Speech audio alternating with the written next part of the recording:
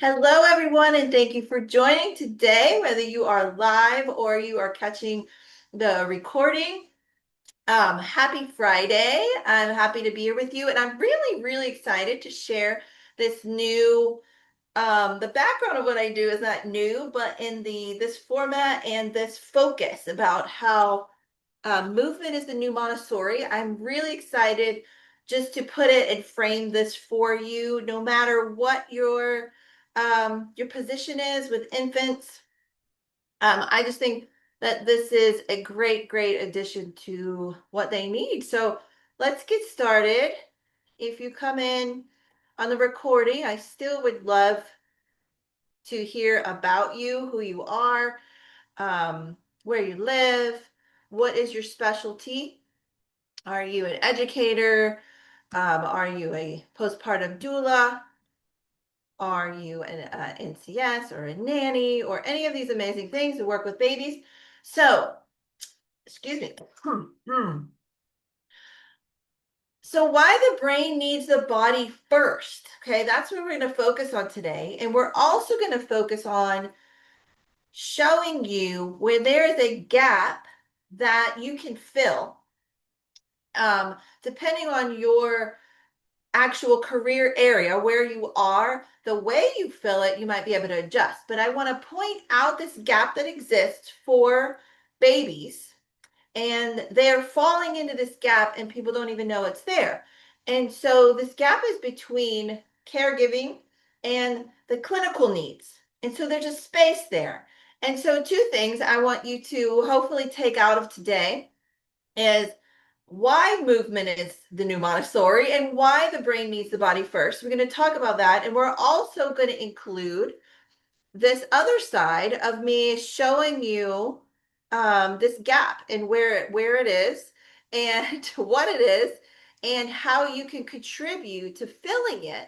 Which, if you are a private, like a have your own business or you're trying to get new clients, this is really, really can boost your business, boost your confidence, your credibility, all of those things, and help you reach some of the goals that you have. So I'm going to try to be in a short amount of time today because I also have children. I'll talk a little bit about myself as we go. So I have to pick them up. But before, so Montessori changed how we think about learning. And I want you to realize, first off, that none of this today is negatively talking about Montessori. It changed how we think about learning, and it's amazing. And I am very, very strong proponent of setting it up and how children learn. But before this independence that is desired, and the focus and the cognition that they gain, the brain must be built through the body. So this is a piece that comes to me based on my background, and that includes, multiple different paths. But this is an area that is often missed, even with all of the professional sectors. We've got mental health, and we've got just all of these things. So today is about understanding why this movement comes first. And like I said, secondly, as a provider, how you can position yourself to stand out more and reach some of the goals. It can be a real struggle if you're out there trying to find your own doula jobs, excuse me, nanny jobs, etc. And I know that you all want to make a huge difference. That's why we're here. That's the whole point of working with babies, is to make a huge difference. If not, we would have chosen something, easier. All right. I'm going to take a sip of water. This is a slight medical disclaimer for today. Apparently, I have a little cough. Okay. So this training is not intended to teach any clinical skills or give you any claim to be a healthcare provider of any type. And it's only for educational purposes and to be used with whatever your scope of expertise and credentials. Everybody usually knows that, but I do get questions about how does this fit into my scope? How can I do this? So just rest assured, that is definitely in my consideration. Okay. This is definitely not a parent class either. It's a professional level understanding. If you are a parent and you're drawn here, you're definitely going to get something out of this. And then this can be something you seek out for the professionals that work with your baby. Um, you can transfer this. We'll talk about that. But if it transfers over to your professionals, so especially relevant for those working with infants in 0 to 12 months, the gap I mentioned between caregiving and clinical needs and clinical care, which is where I lived. I am by trade and by license a pediatric physical therapist for 25 years, I think now. And I worked in all the aspects of that. Prior to that, I was a teacher and I taught physical PE, and then I taught elementary adapted physical education for those with special needs. Before that, I did other interesting things, but the point is that I found this gap, and it, depending on which role you're in here, how you cross over sometimes in sleep consultants, a doula, an educator. So I know that these cross over, um, and you can provide a lot of things, but there's a limit. So there's a caregiving side, and then there's a space in the middle. If that all goes well, the baby's fine and moves through these stages and grows up. A high percentage of babies now and children end up, excuse me, I don't know what this is, end up with challenges, learning challenges, and cognitive challenges, behavior challenges, regulation issues, fine motor. All of these things end up later. A lot of this, I mean, all of it is determined at the beginning. The brain is being built. Okay, so yes, there are experiences as you get older, but when the brain is being built, this is the space there. You have a caregiver, and then there's a space. And then if a child ends up with some challenges, then you go to the clinical path. And no one pictures this clinical path unless they have gone down it previously. But I'll go more into this gap in a minute. But today's parents have trust issues more more than in the past, and they can be confused about who to hire. um Sorry, someone was coming in, always distracting. Oh, hi, welcome in.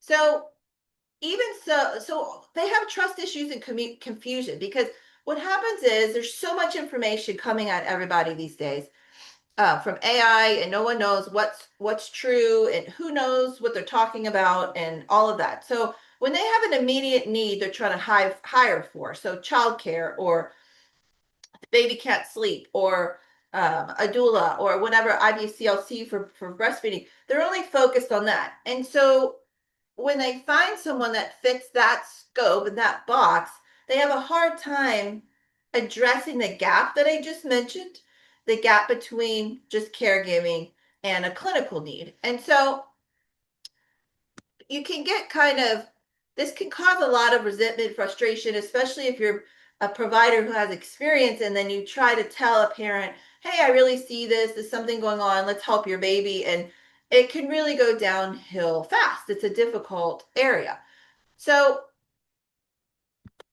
let's jump in with a simple question before we go. And I would love if you can post, answer in the chat so I can get to know you guys a little and where your experience is. Before a child can focus, communicate, or learn, what has to come first? Okay.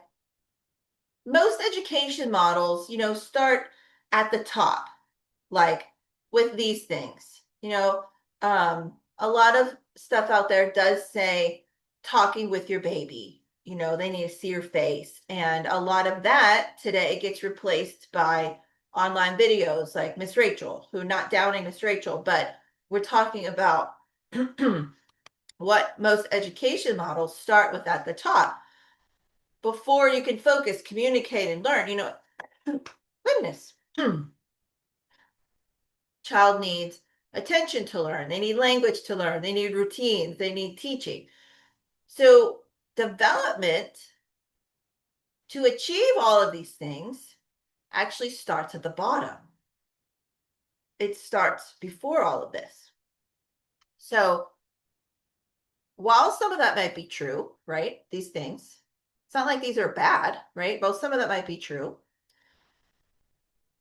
The brain is built from the body up. The body is going to communicate with the brain. Movement is actually a window to what is going on. So it's not movement and play is not just an exercise or they, make sure you got your tummy time for today, but then the child was screaming during the tummy time because they can't do it because of some other issue. Why are they not successful? What is going on? That's part of the gap that we're talking about. So tummy time is like a checkoff list, especially if you're in a center. It can be really hard. And so I'm not ignorant to these challenges, but today I'm just here to show you kind of what is needed. And then if you needed help problem solving how to do it, we can talk about that. But movement's not an exercise, like only for fun, although it should be fun for babies. It's neurological input. And so every reach, roll, um, every shift, every miss, everything they do, or organizes, sorry, their attention, regulation, all the sensory processing is huge. And then without all this foundation that they would get, then it equals learning struggles later, in addition, to maybe some other struggles. So sorry, I didn't have this all day.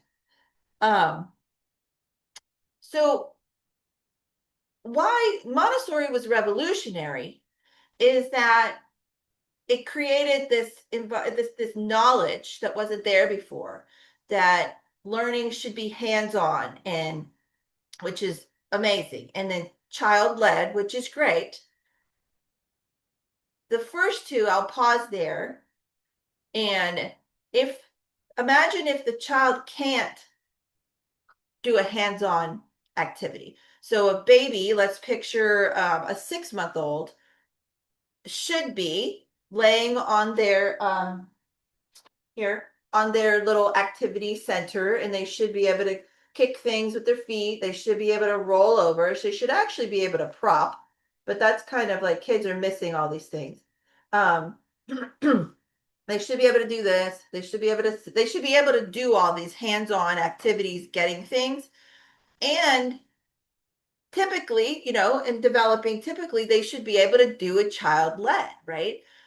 If that doesn't happen, what happens in this gap is that they don't get it. So they miss it. But it's not really known that they're missing it. Sometimes it's like a milestone checklist, which is very limiting. So it's like, oh, my child isn't doing this yet. Milestones have been pushed way back. Oh, it's fine. They'll get it. What's happening is they're missing the moment when they're supposed to be building all this brain. So the brain is like waiting. You're like, oh my gosh, let's go. And then it's like this delay, this pause. Okay. The other thing about Montessori, it typically begins after walking. So what about the first year?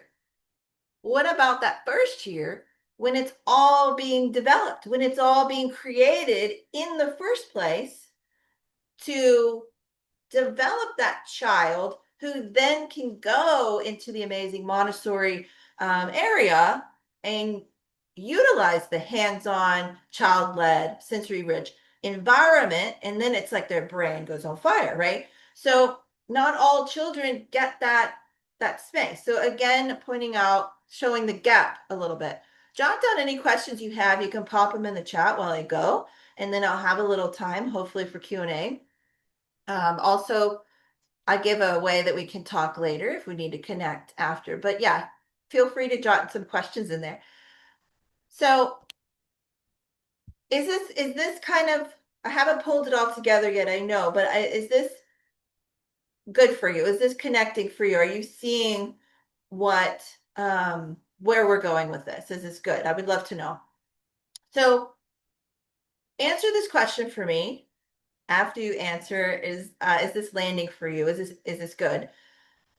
If I could give you the tools to fill the gap that exists before walking, okay, the tools that are essential for these other results we're talking about, and then you could clearly show parents where their baby's missing out and then how you could solve this, would this increase your value? So if you are, I don't think we have a doula here, but for the replay, if you are a doula and you're having trouble finding jobs and you can't make any money and you're wondering what did you do with all your training, right? Would this help you increase your value to where you might stand out from others and parents are seeking you out? You have to be able to structure it to what they need. What are their worries? What is going on? And so this is a gap that no one's addressing except me. And I'm working on getting louder. But you can do this without getting a degree or another one and spending thousands of dollars. I can speed this up. Working more hours, right? Working, I know she's actually one of my students now, but she was older lady and she's working how many hours a week? Like 14 hours a day, and she doesn't stop because she says, "Well, I work for high net worth families, and this is what they need. This is what they expect. They want you available, and you got to work with their baby all the time." And she's like, "I'm really good at my job. I'm so tired." And so that's her solution is just working a lot, you know? And a lot of times I hear that your life, your own life can be a mess and you're worried about your finances, but you have to go help someone else's life be streamlined and organized. And so anyway, if filling this gap would solve any of those for you, that's what I'd love to hear. Yes or no. Okay. Then if you were valued more, would they seek you out more for what you can provide? And then would this solve some of your struggles now? Yes or no? That's kind of what I said a minute ago, a little different way. Would this solve some of your struggles? So this is just a quick, if you feel, we're going to jump into more Montessori very quickly, but I want to point out, focus on this within yourself. You ever feel frustrated because you have a calling and you want to know how to do this better? You've got like the heart, you got into this field, but you're really not looked at as high on the list of things, more like the help or extra in the baby's life. There's not a lot of respect that goes with that. So I don't know who's live with me. I know one, but if you're, please share a little bit about yourself and I can customize here. I know that a lot of doulas attend these trainings and so the recording's going out, but I would love to customize because if you're here live, then tell us a little bit about you and you can even, network. Feel free to put your link or how to contact you.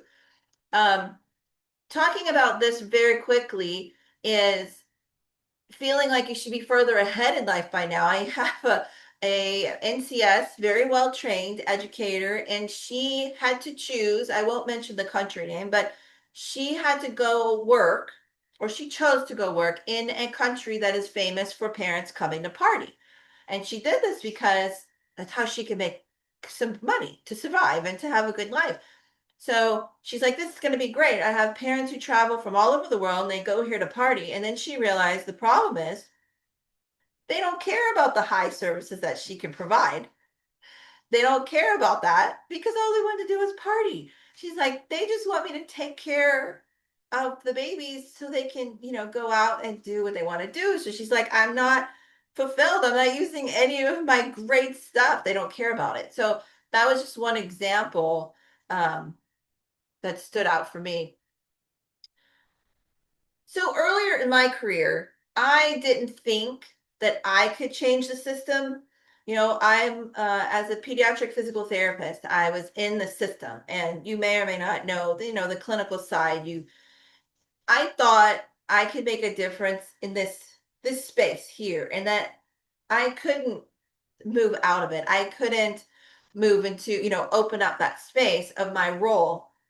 And it was a fact for me that I was just part of the after story of these children that already had significant challenges, physical, cognitive, whatever it was. And sometimes, many times, it was a baby who their first year was kind of difficult. Either they were born premature, they were had been in the NICU, and there's so much stress that comes with that. And I just believed that I was just one person doing my put your head down, doing my job, and couldn't really help this situation or this process in any other way.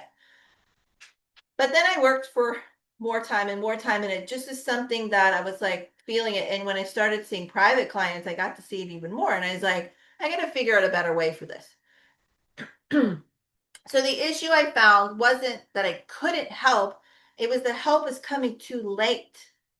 The babies, it was already 9 months, a year, 5 years, yesterday, just yesterday, someone says, can I do anything? My 4-year-old's still walking on their toes, and I feel like she can't play the things she wants to play. She's only 4. And I told her a story of a family member of mine who is actually 11 now, and they're very, very tall. They're almost as tall as me, so they don't really look 11. They're twins. That's why I said they. And it never got resolved. So there was this space. Everybody thought it was going to be fine. Wait and see, wait and see. The gap wasn't filled. She's 11 years old, walks on her toes, can't keep up with her peers, can't play on the basketball team. So this lady who has her 4-year-old daughter was like, oh my gosh, I need to do this. Why didn't someone tell me this when they were, when she was younger? So let's move forward from this. So just a little, that's when everything changed for me. And I started working in this first year, creating the baby's movement patterns as they were being developed, and realized that this is a big space. Realize how big this gap actually is, and that professionals can step into this um, and make a huge difference. Make a huge difference for yourself and for the babies. So what happens before Montessori, right? We talked a little bit about this, but oops, sorry. The baby, this is what the infant brain needs. They need varied movement. It needs to be movement against gravity. Let me check the chat, make sure you guys don't need. I wish more people had come in time, but I was saying I sent invitations kind of late. So let me see, where'd my chat go? Okay, I'll find it in a second. Um,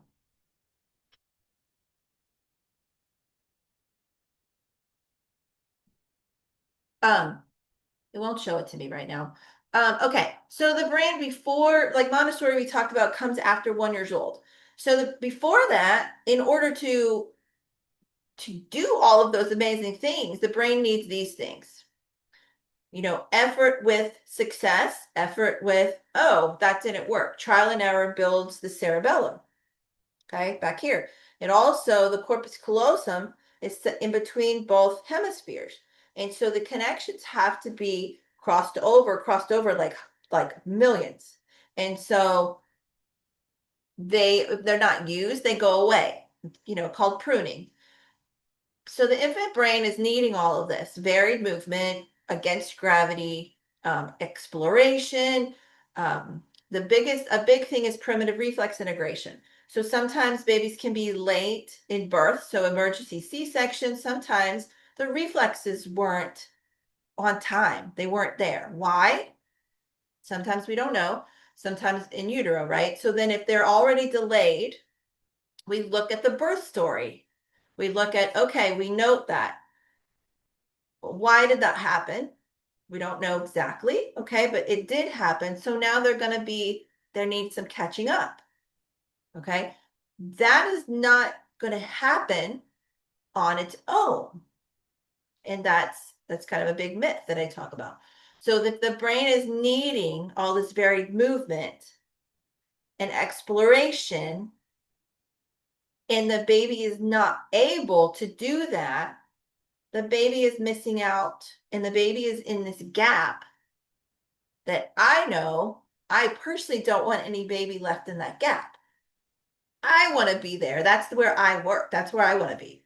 So this is kind of where the later struggles that we see in educational settings, etc., this is where they quietly are beginning. Okay, so development here is either supported or it's missed in this gap. So providers will say, a lot of providers who work with babies a lot, something feels off. I can't really explain why or the science behind it.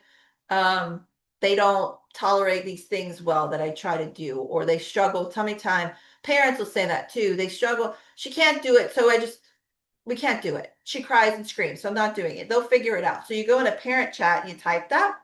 What is everybody saying?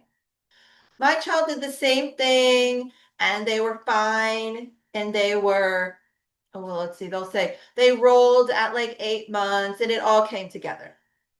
Problem is, that baby should have been rolling at 4 months and 5 months and doing a lot of other things by the time they were 8 months and 9 months. And these are really, they're not diagnoses.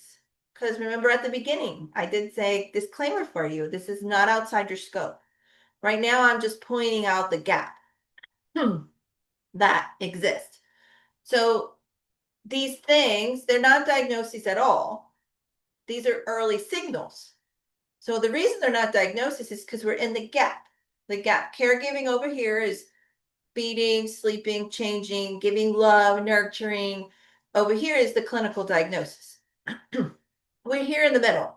So these are early signals. So signals of a body brain foundation that needs some support. So imagine if you can give that support right here in this space, what that'll do for your fulfillment in your job, what that'll do for the baby's future. Put those together. That's why you got into this business in the first place. So some contributors to later struggles, cognitive and physical, can be limited movement variety. Now, this can come from too much container time. People don't really know. They don't want to put in the work. They don't think it's that important. And unfortunately, a lot of nurseries and daycare centers are structured to where that's their only option is they have to rotate the babies from a changing table to a bouncer to an exerciser to a bed for their nap time, hopefully it's a bed. And then sometimes there'll be a little floor time, but it's like one, maybe one or two of them. And then they have to go to a high chair to eat or so it's like this rotation and the exploration time isn't enough. And then if it's not enough, if the child is delayed and not that successful, the child hates it. And so then that child gets popped back into a container. So these are just some contributors. And one of them is too much container time. There could be other reasons for that too. Um, Missed integration windows, like I mentioned. So they're reflex integration and different things that are supposed to be connecting and aligning and integrating don't because they're missing opportunities. That's how they learn through opportunities. Um, the other reason I don't have this here, but it's not medical yet, right? You'll probably know what I mean. It's not medical yet, so there's really nothing you can do. So I have a lot of NCSs, dualists, nanny. They're like, well, this is not our scope because it's not medical yet. We can't do anything. We can just refer out. And I say, this is exactly what I'm telling you. There's this gap you can be in. You can help. Okay. There's never ever a detriment to giving extra input in a scientific, sequential, loving way. There's never a negative to it, right? The only negative is if later they didn't get it, then they show worse signs or bad signs or struggles. Does that hit? Like it's never negative to have these skills and to give more to the babies. It's either going to help them, well, it's going to help them regardless. It's going to help them either be more amazing if they weren't going to have a struggle, or it's going to help them not have a struggle later in their life. So this is the gap we're talking about. And this is where neuroplay method lives, which is what I teach. I just want you to understand the gap really well, and then we're going to move a little bit forward. I would love to see if you have a question right here, so then I can structure the rest of where I'm going with this, or a comment, or yes, this is meaningful for you, or have a different question. So the caretaking is when a mom needs either another set of hands, or she needs help. The baby's not sleeping, which is a lot of babies. No one, and sometimes you can't figure out why they're not sleeping. Sometimes it's way more than wake windows. That's not always the problem. And then there's it's not development, it's not as focused. It's like caretaking, mom needs to go back to work. Here you go. They can a lot of times have limited expectations of that time because they don't know that more can be provided. Or they pick a daycare that has like the best offerings, and it says all of these things that they're going to provide for their baby. And it says probably developmental activities to grow their brain support and stuff. And then during the day, that baby is sitting in a bouncer with some toys in front of her face, you know? So, let's see.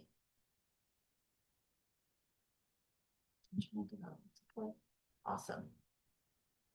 Thank you, Jill, for commenting. I'm just going to keep this chat. Maybe I can stay up to date better.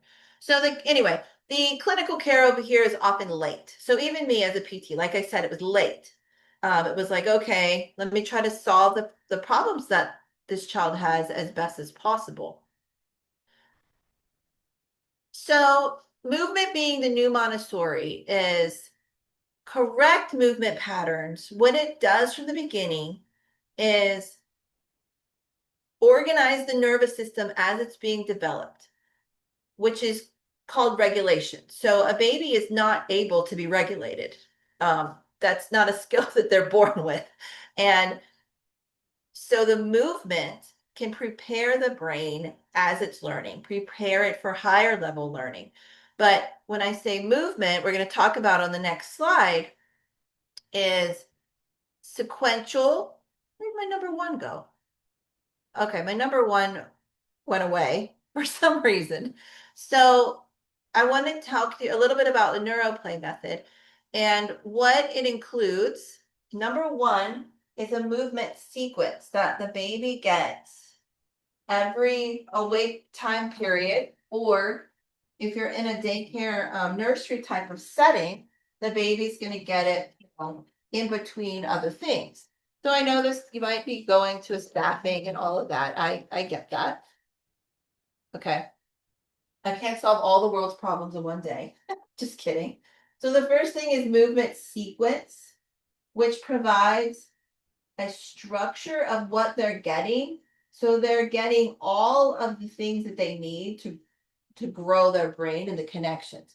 And they're not just getting like, this one was, this one was on the floor today, and they did some things. They did whatever it is that they do, right? So the movement sequence also includes the infant mental health area because it's an interaction and it's a nurturing and it's the serve and return. It includes all of that while doing sequence that is scientific and research backed, that's what the baby needs.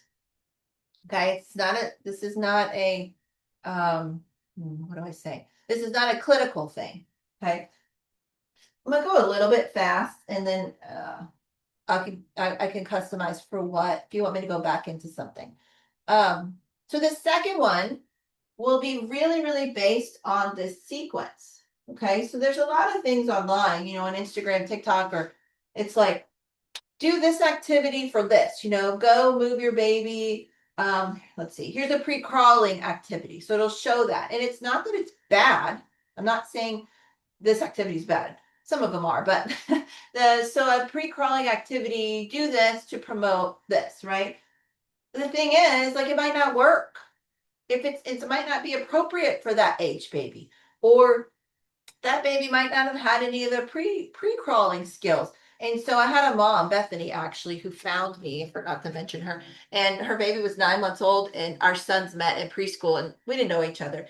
And I didn't know she was struggled for the baby was 9 months old. They had been having the most challenging time. And when we met, she goes, I don't know what's wrong. She goes, I Google the stuff and it says do these activities for her age. She can't do any of them. She doesn't want to do any of them. And she cries the whole time. And then I'm crying because I'm like, I'm terrible. And why can't I do this? And I was like, oh my gosh, like it's so stressful on top of, you just had a baby and all of the other things. So, um, I said, yes, yes, yes, I could definitely help you. And so the problem with her, one of the issues with her is that she hated movement. She hated it. She would sit perfectly like this. This is where the mom thought nothing was wrong with her. She would sit and be perfectly content for like hours. And so like our kids would play and I'm like watching her, right? And I was like in my head thinking, why isn't she going anywhere? So I come to find out her vestibular system was not developed. She just hated movement. It felt very uncomfortable and scary to her. So if you're doing a sequence for an infant, they're going to get all of these things, and you don't even have to know the science. Science is interesting, right? But you don't have to know the science. You do the sequences, you know that the baby is getting what they're supposed to get. So then the next level is number two here, which is the observation and assessment. So what you're doing is you're observing what they felt like and did and were able to do during the sequence. So you're observing, and I say assess because you're feeling, right? So what you're looking for, I'll give you a couple things. And symmetry is a really big one. So if you're doing these here, and you'd want to have a sequence, and then you want to pay attention so the baby, you want them to be symmetrical. Okay. If not, that's not what is best for them. That's not what we want. That's one of the things that leads to challenges later. So the other thing I'll give you is we want them to be regulated, meaning they are enjoying it. So the baby, Bethany's daughter, did not enjoy playtime. Like playtime, like you think a baby would love interaction, moving, doing all the fun, so-called fun things. She hated. It felt terrible for her system. So she's not going to do them. So then she's going to miss out and her life won't be the same. Literally, her life will not be the same.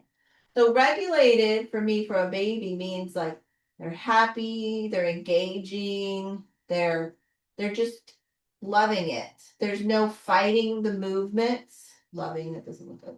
There's no fighting, like some babies will push against you, they're arch, and then people go, oh, they probably have reflux. Not always the solution is, it's just what people know. It's just the obvious, that's what people know. So back to this. Don't forget, pop a question in the chat if you have one. So we have sequences. You have you're observing, you're paying attention. And then if you pay attention and you know what to look for, there's some other things here. But I'm trying to today in our 1 hour together, I got to give you the back end and what the gap is, and then a little bit how to fill it. And then this is something you want to continue with, and you're sparked inside, and this is interesting. You're like, wow, then contact me and you can move. I do have a path for you, but I don't want you to be overwhelmed today, but I want you to see where the gap is, and then I want you to see, oh, I could actually step into this um, and help babies more in my career. So the third one would be like adjust and connect. I won't write it again here, but this is when you play with purpose That's what I named it because your sequences now and the play up here, it becomes purposeful for what you notice in number two.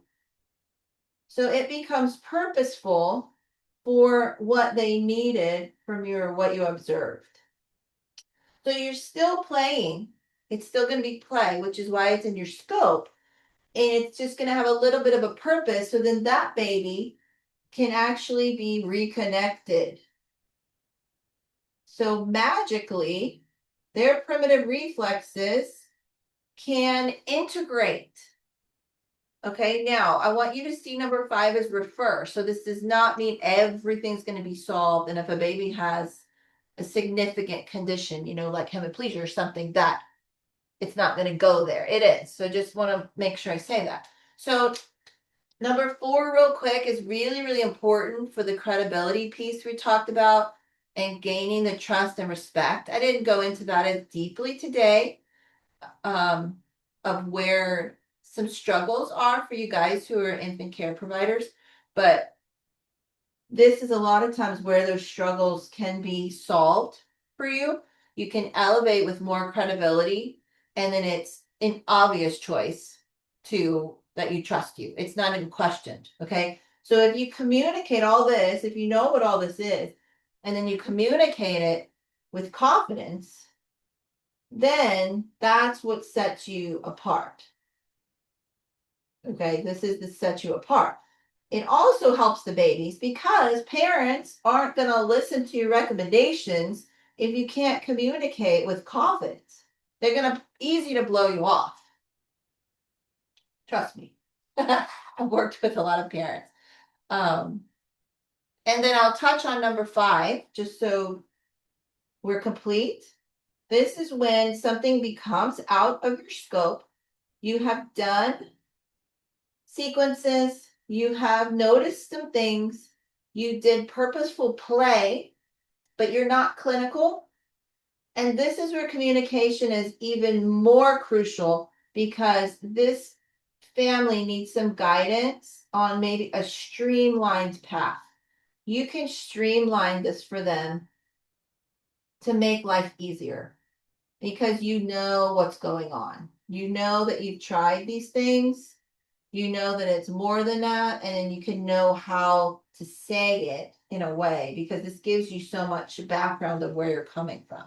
So your referring is going to be received differently. Does that make sense there? Okay. So yeah, make sure to miss something. So this is the structure of neuroplay method. And oh, there's my number 1. I would So like I did say this, let me just say this real quick. When you do understand this and you understand movement, you can stand out. Your center can stand out. Your agency can stand out. You can feel your contribution. Like it's way different to go to work in the morning and have that like stress feeling. And like I know a lot of nannies and caregivers feel this way. It's like, okay, here I go again. Like it feel very heavy. And this is the ones who can find the jobs. Sometimes you can't find a job because you don't stand out. You're not the one being called upon. Okay. So if you understand this kind of background here, it can light you up more. It can be like, I feel this fire. I can go help baby Sarahs all over the world. Okay. Parents are going to trust you more. You can say why this stuff is so important, why it matters that I'm on the floor and not washing bottles. You don't want to pay me to wash bottles. You want to pay me to build your baby's brain. That's what you want to pay me for.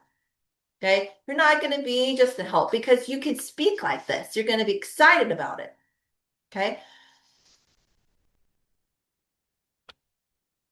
Does that touch anyone who's here? Does that give you any excitement? Am I osmosing get some excitement to you? Um, so if you feel any of this excitement and you feel like you're still missing something, you have room left to grow, you want to bring more, provide more, like not fulfilled, I do have a path that I can offer you. um, it's a shift in how we support development. We're not waiting, not reacting, we're not clinical, but we're supporting it early and really in a quiet, science backed, ethical, amazing, amazing way. So I'll come back to this. Let's see. I'll come back to that 1 second. I would love to know if this has been valuable for you. Go in the chat. Let me know. Has this been valuable?